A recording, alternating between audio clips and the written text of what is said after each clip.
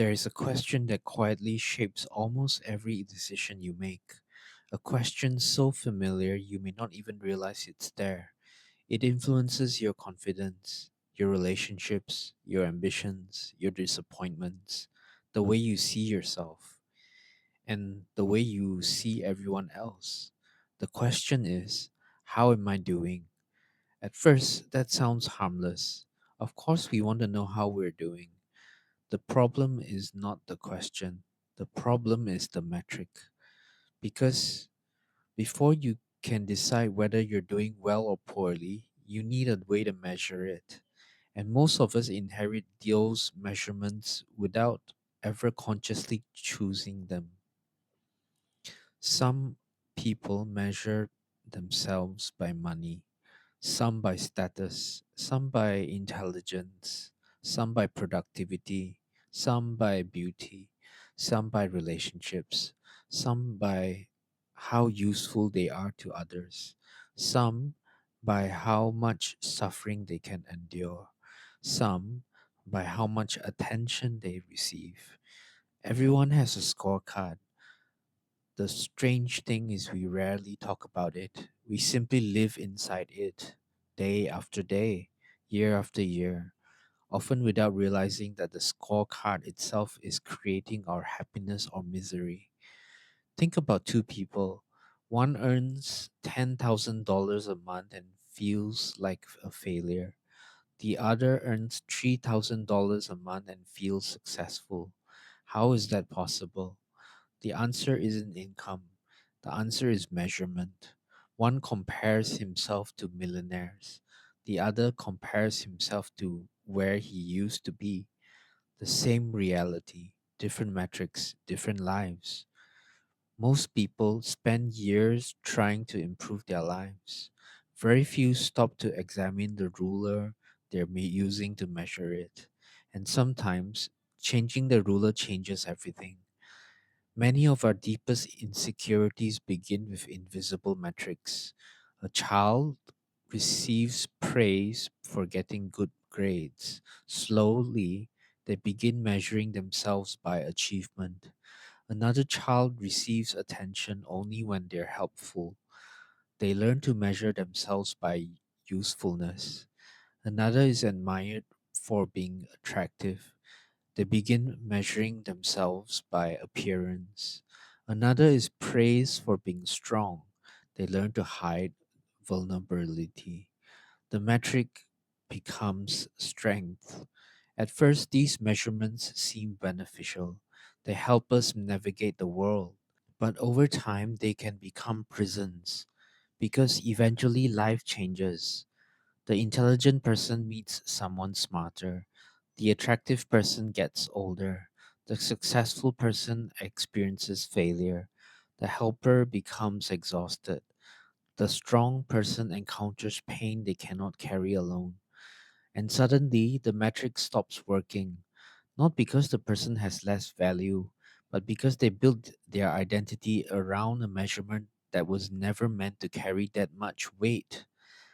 One of the most revealing questions you can ask yourself is this: what makes me feel inferior?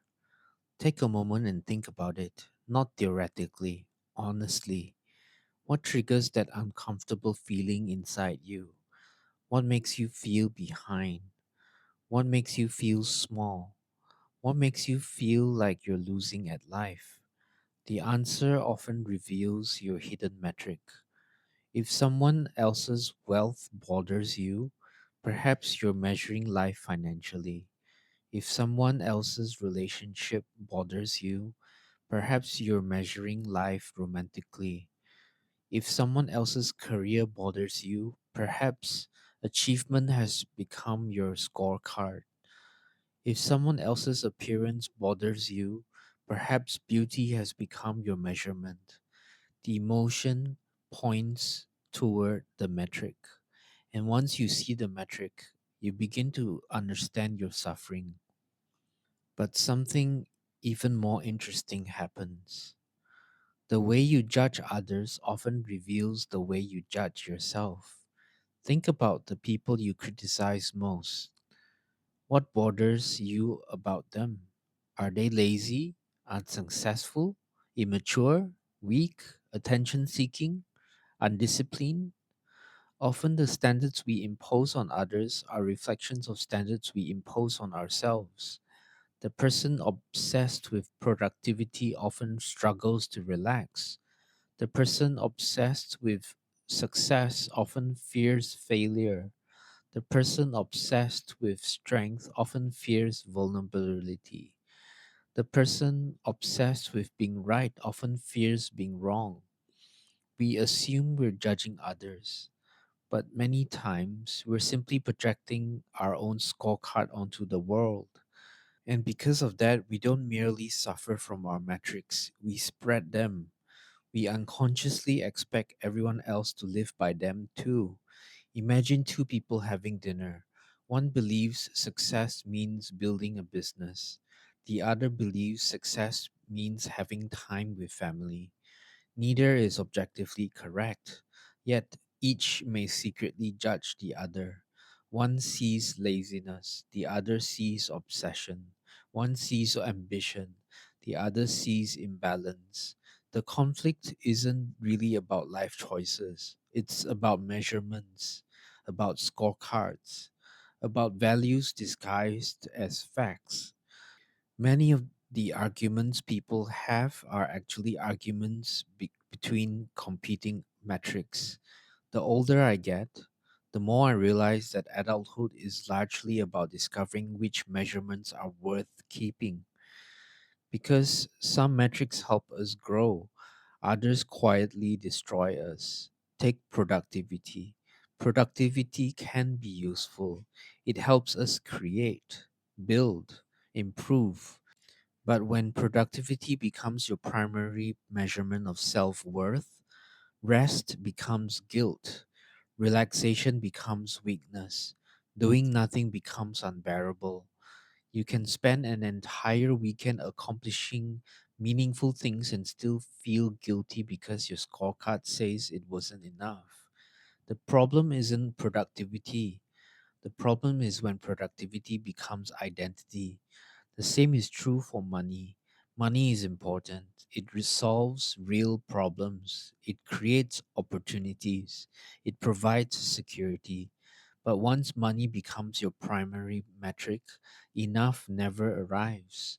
There's always someone richer, someone ahead, someone with more. Your life becomes an endless race with no finish line. The same thing happens with status, with beauty, with intelligence, with influence. Any metric can become a trap if it becomes the sole measure of your worth.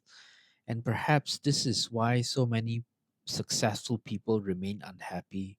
They won the game, but the game itself was flawed.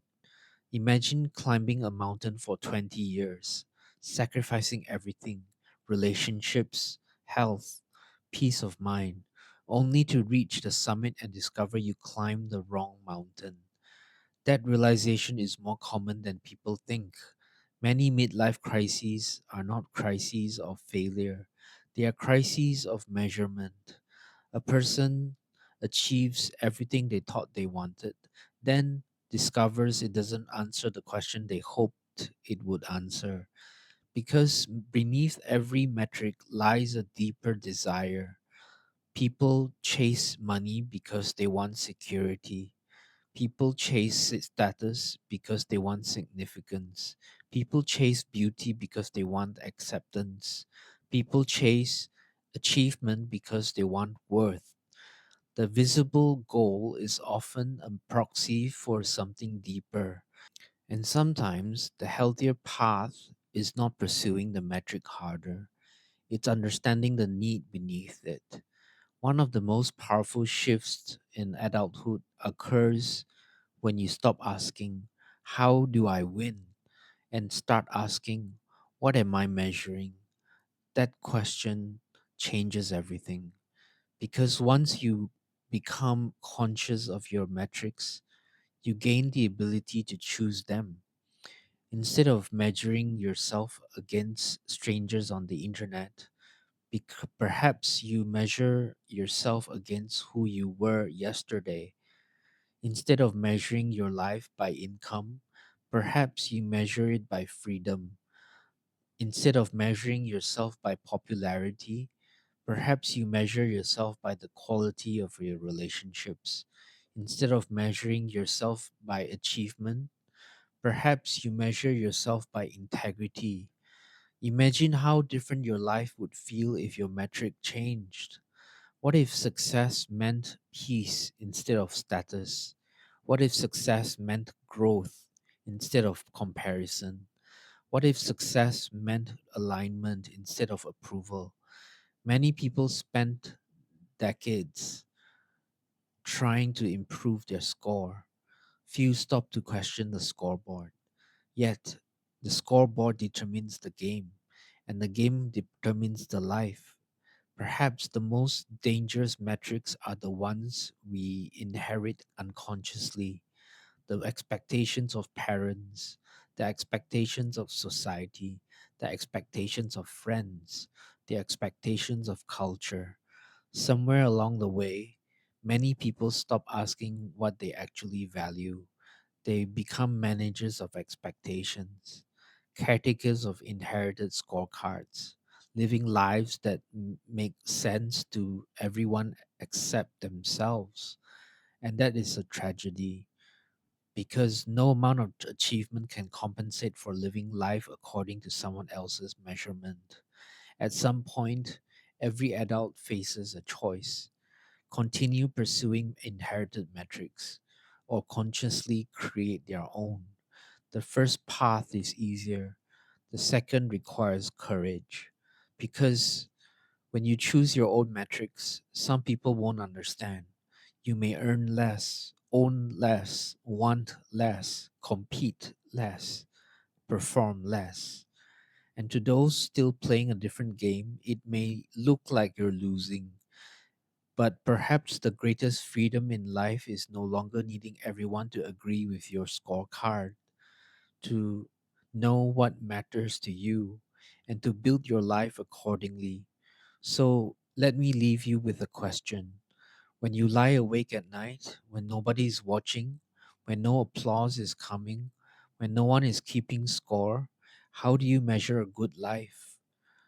Not the answer society gave you, not the answer your parents gave you, not the answer your friends gave you, your answer. Because whatever the answer is, that is the metric quietly shaping your future. And if you can see it clearly, you can finally decide whether it deserves that power. Maybe the most important work of adulthood isn't becoming more successful.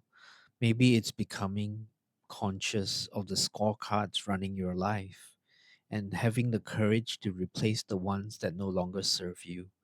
So I'd like to leave you with one final thought. If your life feels heavy, if you feel constantly behind, if nothing ever seems enough, the problem may not be you. The problem may be the ruler you're using. And sometimes the fastest way to change your life isn't to improve your score, it's to choose a different way of measuring. If this resonated with you, I'd love to hear from you. What is the metric you secretly judge yourself by? And is it helping you live a better life or simply making you feel behind? Thank you for listening.